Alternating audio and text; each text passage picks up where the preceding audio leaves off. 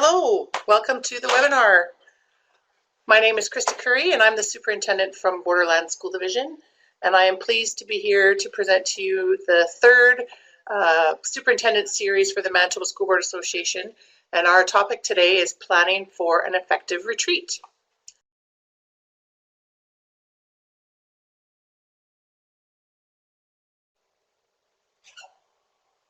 Start sharing. Okay, I think we're good now. When you plan to be away from work, whether you work at a school, in the board office, or at a different place of employment if you are a trustee, you want to ensure that there is value when you take time away, that you come back feeling that you've accomplished something, and that you were part of something great. Attending a retreat is no different. People don't want to feel as though it was a waste of their time to be away. The more planning that you can do in advance and prepare, the better your chances are of having an effective retreat. Why do we retreat?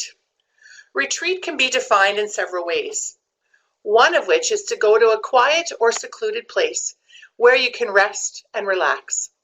So when thinking about a board admin retreat, it can be an opportunity to withdraw from the day-to-day busyness and go to a quiet place to reconnect, review, refocus, or set focus. School divisions may use different names for retreat.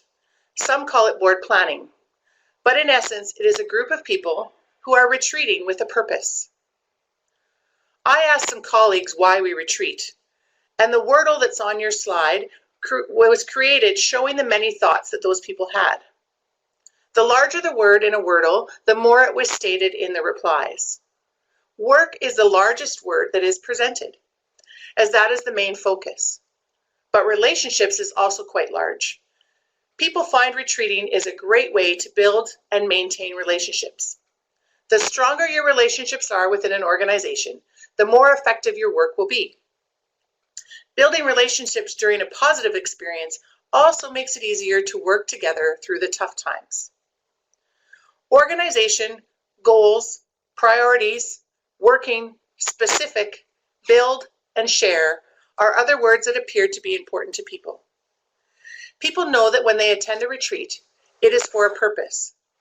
They know that the purpose is work, but they also look forward to connecting with people and having some fun while they plan. Regardless of the topic for the retreat, having a solid plan is critical to its success or failure, whether that success or failure is perceived or real. So how do you go about planning a retreat, keeping all of these things in mind? When planning for your retreat, the first question you need to ask and answer is why? Why have we made the decision to go ahead and have a retreat? For many divisions, a retreat occurs because it is part of your board policy and it is in your planning cycle. But the purpose for the retreat may vary from year to year. Some of the reasons that school divisions may retreat are for strategic planning, to set your divisional goals or your priorities. This will often occur in school divisions on a rotational basis, often every 3 to 5 years. You may retreat with your school administration to share the progress that is happening on your divisional goals. School administration find it valuable and feel validated when they can share the work that is happening at their schools with trustees. It is also a great way for trustees to hear firsthand about the progress that's occurring on the divisional goals from the team in the school, as opposed to hearing from the senior admin staff alone. You may also want to connect to celebrate and reaffirm the work that is happening in your school division. We often think about retreats as setting new direction, but sometimes it can be a benefit to come together to reconnect around common goals and affirm the work that has already been happening and plan for the remainder of the work to occur. Retreating doesn't always have to be about something new.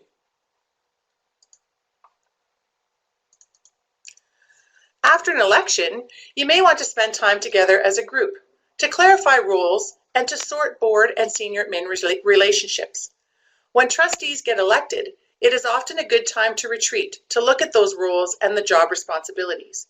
When this is clarified from the beginning of a term, there is often less confusion or role mix-up. Setting direction for the work of the board. It is important that a school division set direction for the work of the division, but it is just important that as a board of trustees, they set direction for their own work as a board. Retreating away is a good opportunity to do this, as at each board meeting there is a lot of work to cover, and there is no specific time that can be directed to set that work. Board self-evaluation. The board may come together to have dedicated board time to engage in a self-evaluation about where they are with the work that they have set out to do, and what do they need to continue to do to ensure that they reach their goals.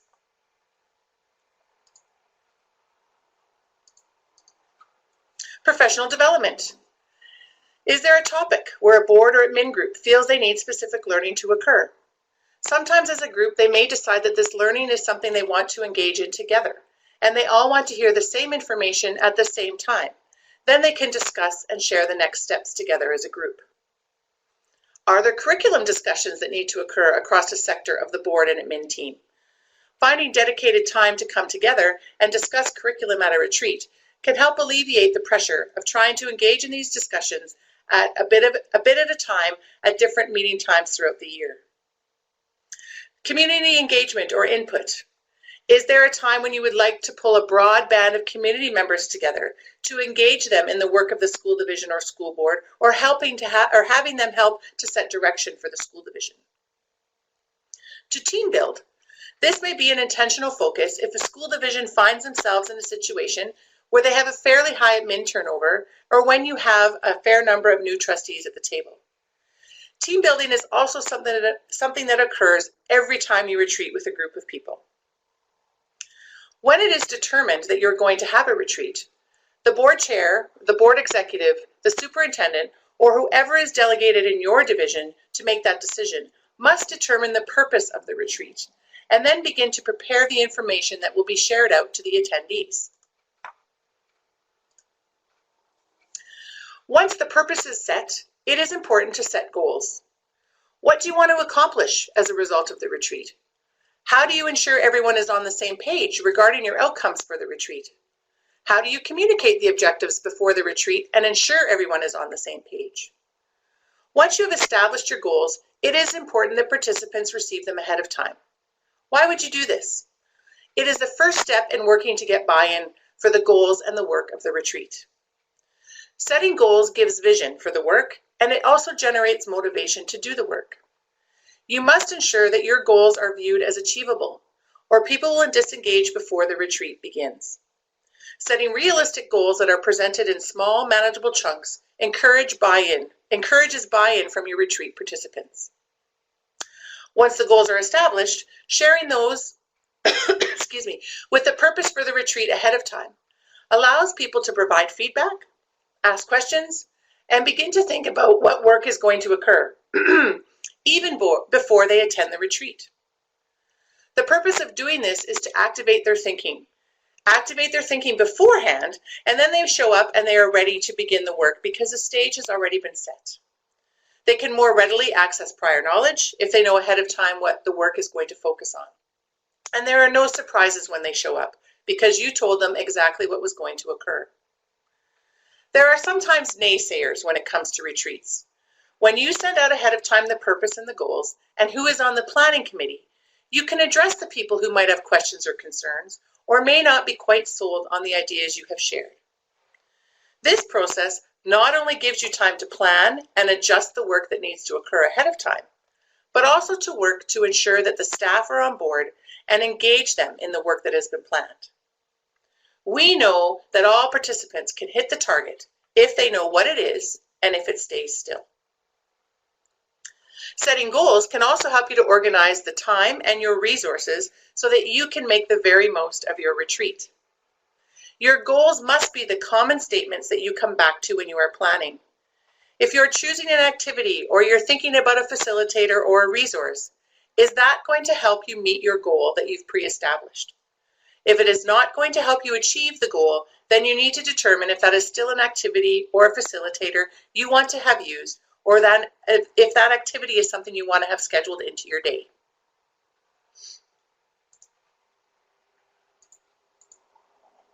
There are a few key things to remember when you set forward to plan your retreat. If there is any homework to do for the retreat, such as asking a participant to bring something to share or asking them to read an article. You must ensure that you give ample time to have that done. We know that everyone is busy, and so we want to value them and their time and give them the time to do that work properly. And if you ask them to do pre-reading or engage in work ahead of time, it's also important to be clear about the purpose of doing that and ensure that you utilize or reference that work throughout the retreat. This will have people feeling like you truly value their time and that what you asked them to do was relevant to the day. It is important to go into a retreat with a well-planned agenda that has pre-planned timelines. If you don't do this ahead of time, it is very easy to go off on a tangent, as there are always interesting and relevant topics that will arise.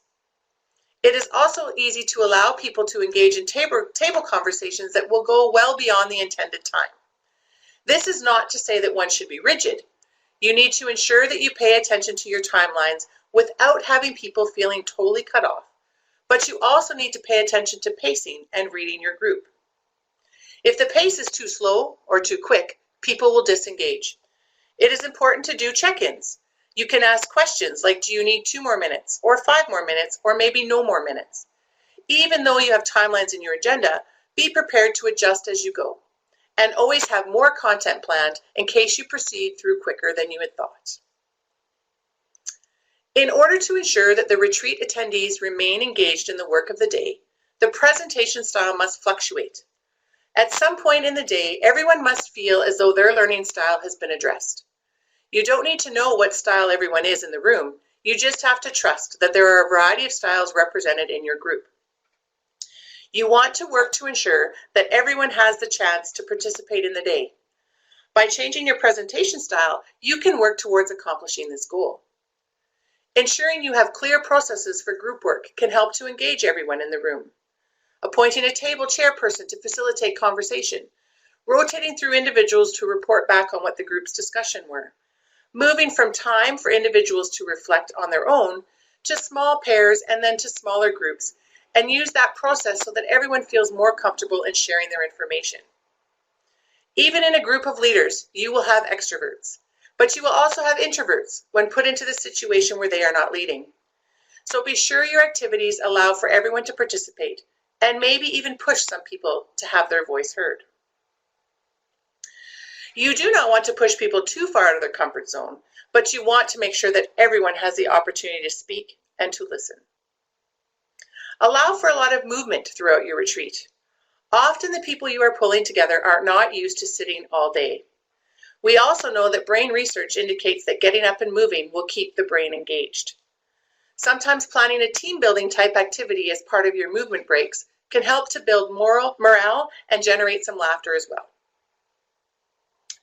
Mixed groupings is also an important piece to pay attention to. We are all creatures of habit, and we naturally gather with those we are most comfortable with.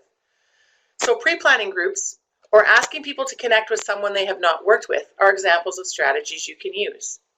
If you have trustees and school admin present, ensure that trustees get to work with school leaders that they don't always have the opportunity to interact with. When creating your mixed groupings, also be sure to pay attention to any ongoing dynamics that you need to consider. If you have hired an outside facilitator, it is also important to make sure that they are aware of any dynamics that might be present and if not addressed in your groupings could sideline the work.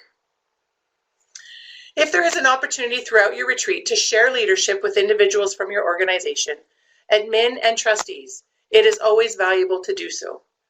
By sharing leadership, you build ownership in the work and you allow staff to increase their own leadership skills.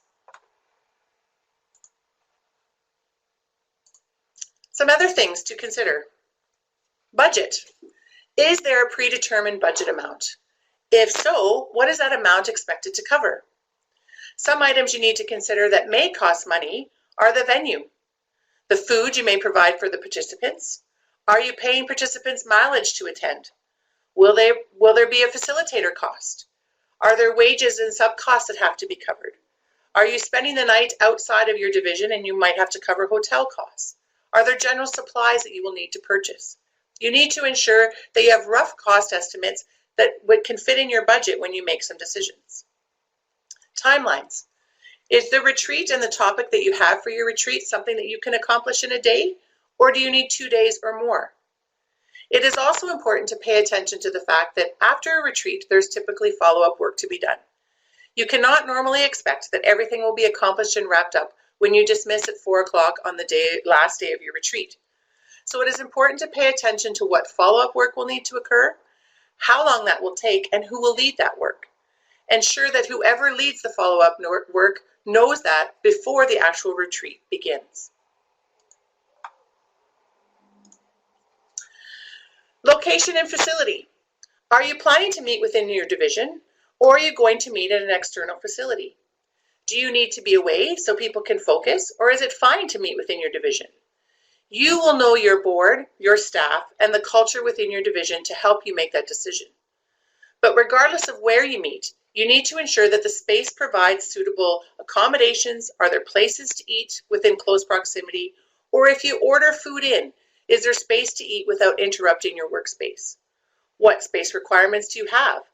Is your group going to be able to get up and move about throughout the day and get into mixed groups? Or will you be forced to sit around a round or rectangular table because that is all the facility has to offer? You want to ensure that the venue will not negatively impact the work that you had planned for your retreat. Facilitation. Depending on your topic or purpose, you may have an internal employee who has the experience and the knowledge to facilitate your retreat.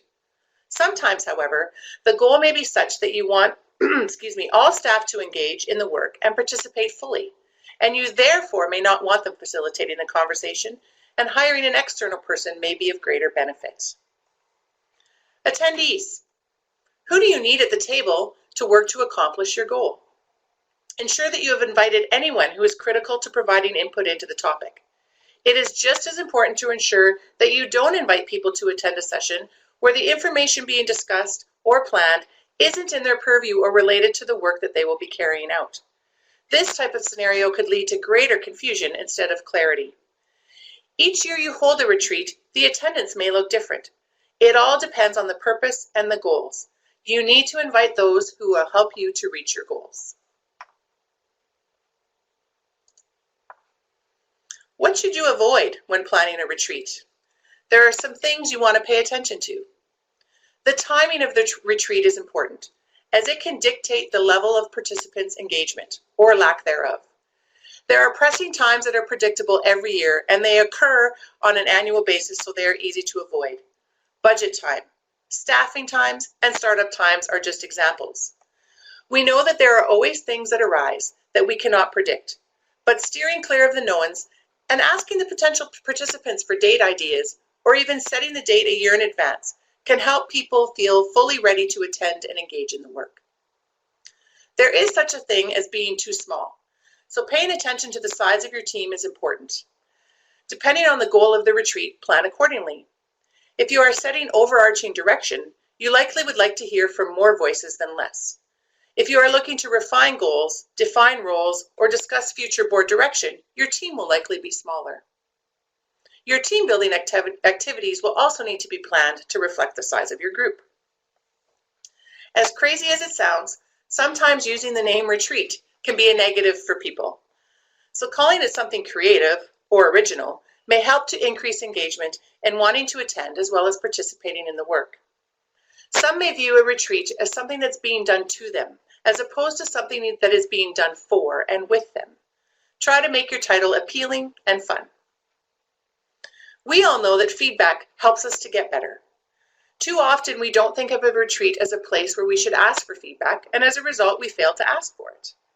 It is important before the end of the session, before everyone leaves, that time is given for specific feedback. This way the experience is still fresh in everyone's mind, and you will gather feedback from individuals on how they truly felt about the experience. If you allow people to write down their ideas versus sharing publicly, you will also get a more honest response, as they don't need to share with the larger group.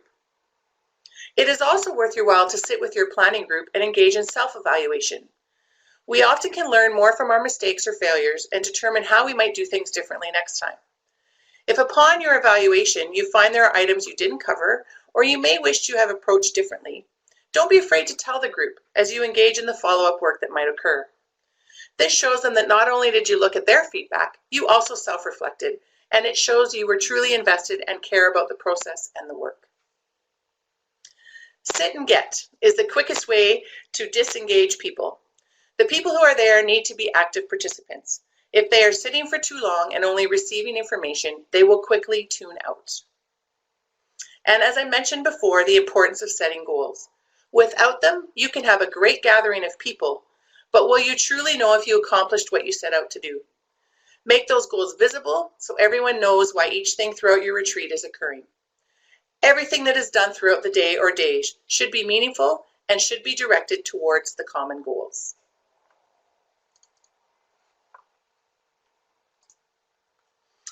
What makes a retreat effective? When asking people why we retreat, I also asked them this question. Some ideas that emerged for it to be considered effective was that there was a clear sense of timelines. There was clearly defined processes for getting the work done. There were goals to work towards. Everyone was focused on the same work. We were able to connect with not just the work, but also with the people. We would work on things that mattered with a shared purpose, but there was also an opportunity to be social with people. Everyone has different ideas and needs that must be met for them to feel as though something has been effective.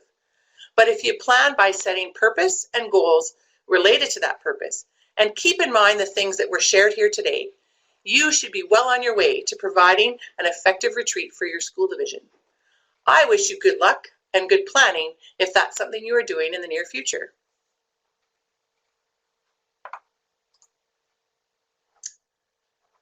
As we work to wind up the webinar, I would like to draw your attention to the downloadable retreats checklist file. It is on your screen, and this is a quick checklist that you can use as a reference if you are planning a retreat in the near future or you are working as part of a planning team. It is a quick summary of some of the points that we addressed here today. While you look at that and download that, I would also like to open up the floor at this time for any questions that you may have.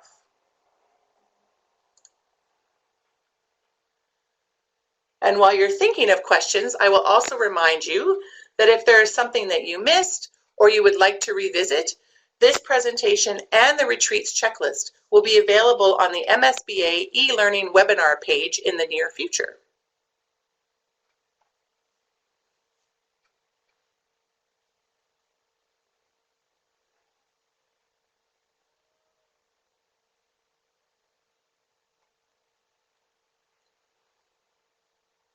Okay, one question.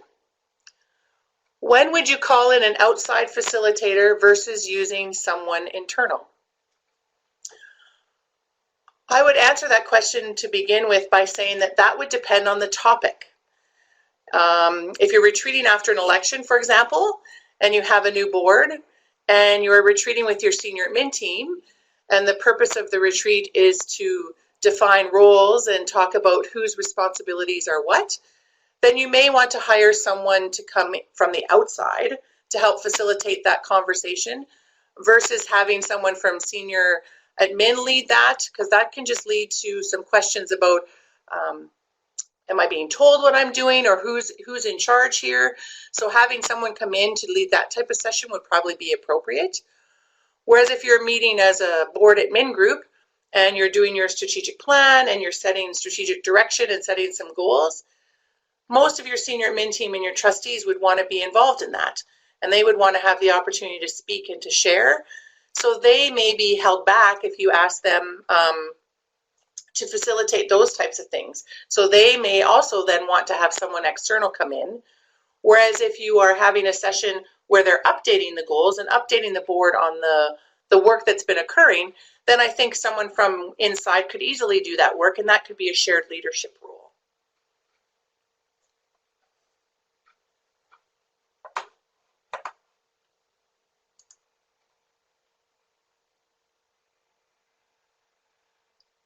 Here's another question or comment. I never did like the term retreat and like the idea of calling it something else. Suggestions of anyone who's listening in on the webinar or from myself in terms of what you could call it. I know from our experience, we've had sessions where we've called them planning, which again can sometimes be blah. We've called them touch base sessions. Trying to think of some other things that I've heard people say. Connect. Oh, there's a quick 3-word, but I think it had the word retreat in there as well. Any ideas from the other people in attendance, what you've attended or what it's been called?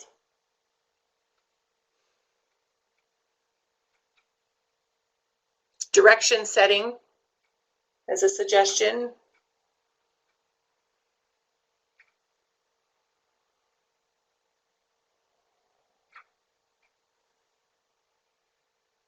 Something that refers to the goal. So depending on what the goal of your session is, you could rephrase that into a title for the retreat. That's a great idea. That reaffirms again, everything's connected and is being done for a purpose.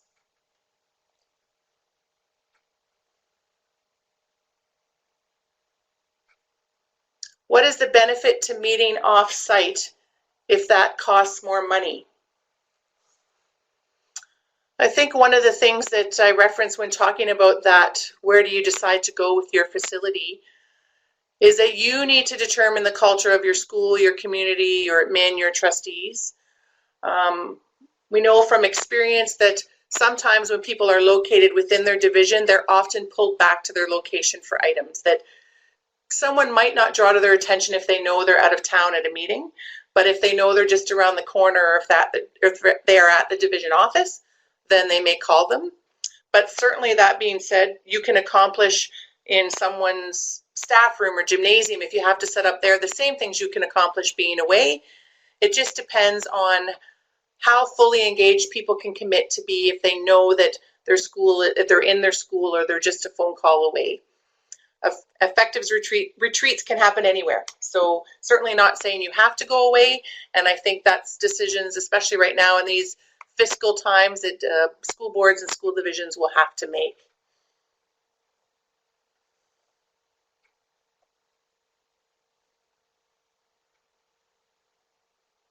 Any other questions that people might have?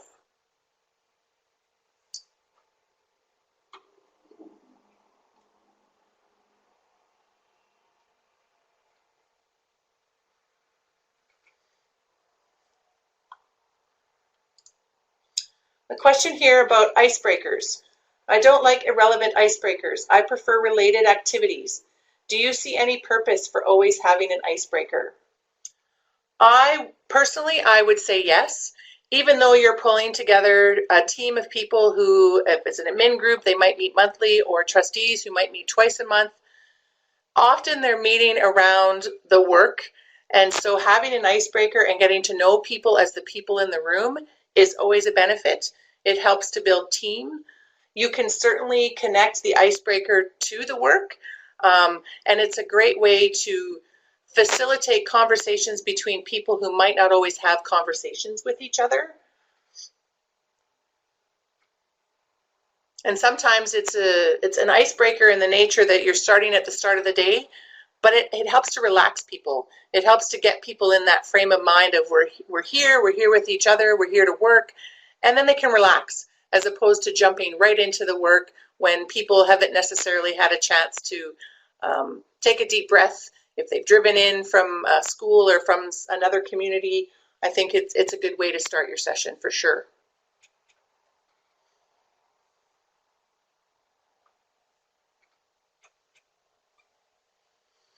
Okay, I would like to say thank you for attending this webinar, and I will remind you again that it will be found on the e-learning page of the MSBA, and I wish you luck in your future planning for your retreat, your connecting sessions, or whatever you may call it. I'd be curious